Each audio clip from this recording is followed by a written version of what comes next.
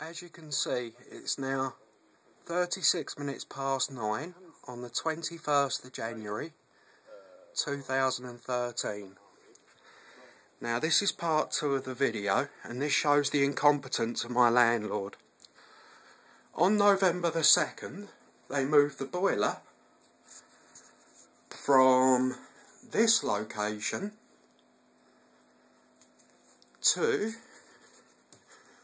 this location because where it currently was in the kitchen didn't meet gas safety regulations. Fair enough, don't have a problem with that. If it's the only safe place it can go, that's fair enough, don't have a problem. It took them 2 weeks to do this. Bit of a long time when you suffer from a disease of the central nervous system that causes spasms. And of course, this was late September, early November in 2012, and it was very, very cold, which causes spasms in my body. The spasms are painful, tiring, and even brought on a few epileptic seizures. Now, this is where the irony comes in.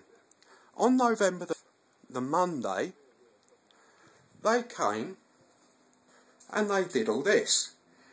We was told on the Friday the 2nd of November, that a man would be coming on the 5th to do all this boxing in, to put a new cupboard in that corner where the old boiler was, and to box in that boiler, and to cover in this pipework. It's not normally like this with this table here. We've had to do this for our own safety, because since November the 2nd, up until today, the 21st of January, is a stupendously long time to wait for such a simple task. When the man got here on the 5th, he said, "Oh no, I'm only booked for 1 day." We of course complained.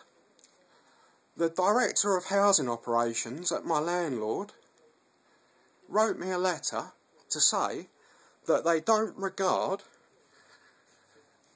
boxing in all that hot pipes as urgent, even though it is at chest height and lower. I've not been able to have my granddaughter since the middle of September. We normally have her every other weekend.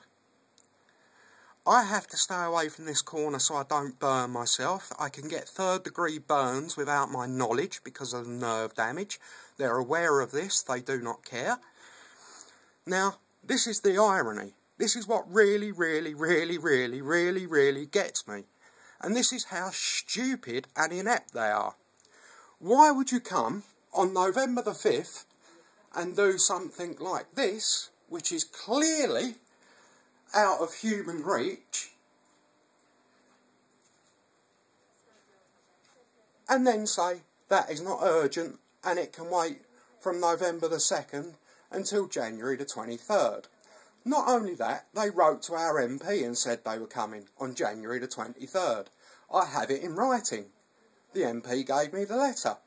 January the 23rd. They turned up this morning to do it. I have a doctor's appointment at the hospital. We cannot be here for them to do this work. We told them this. They phoned up on the 27th of December and said, "We're coming on the 21st. And my wife said, "No, you're not. We have a hospital appointment. We can't move it for you. You're going to have to book another day." And she suggested the 23rd, as we already have a surveyor coming from the landlord. So we'll be in all day that day anyway, so it would make sense all round for that to be done then. Common sense, you might think. Well, this man that turned up, my wife rang up the landlord to say, you know, why has he turned up? They have absolutely no record of the landlord ringing us on the 27th of December and no record of the conversation that took place. Someone is definitely trying to mess us around. There is no doubt about it. How can you say that them pipes, which I'm at danger of burning myself, I've not been able to have my granddaughter over, is not urgent, But yet the very next working day after the boiler was fitted, pipes that can't be reached by me or my granddaughter were boxed in. Surely the common sense approach would be, if you've only got time to do that or that, you deal with that, even if it's not a permanent fix. You just patch it up, get a bit of MDF round it, and nobody can burn themselves. Everything's cool, everything's happy. Yes, then the other less urgent stuff that you can't reach can wait. However, November the 2nd to January the 23rd is an awful long time. But because they've got no record of this, of them coming on the 23rd, they say we've got to rebook and they can't give us a time. So we could end up waiting another month or two because of their cock-up. Now, for your clarity,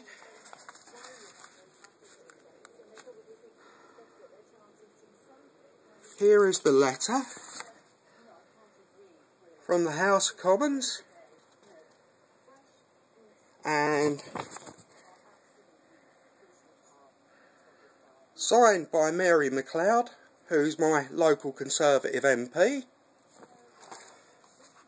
And if you carry on through,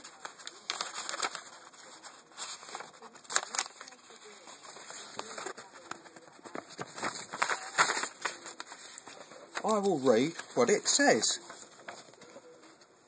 It says, you probably can't see that, but you might be able to. It says, to conclude, as part of our follow-up, I can confirm that all three outstanding issues will be addressed on Wednesday the 23rd of January 2013 at 10 AM, as we have been informed by Mr Miller's wife that this is the earliest appointment that they can accommodate. I hope that you have addressed all the concerns that Mr Miller has raised with you. However, should you wish to discuss them further, please do not hesitate to contact me directly on 0208 996 88, and I'll leave the last two digits out.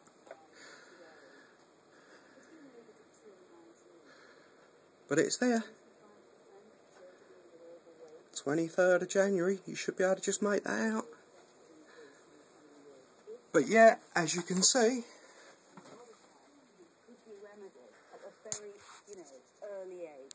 today is Monday the 21st and he turned up dead on 8:40 this morning.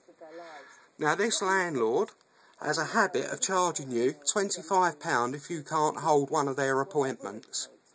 Now this clearly is not our fault. This is clearly a landlord's error. Should they try and charge us for this, we shall be taking it to the MP, we shall be taking it to the Shadow Housing Minister, we shall be taking it to the local councillors, we shall be taking it to the local papers.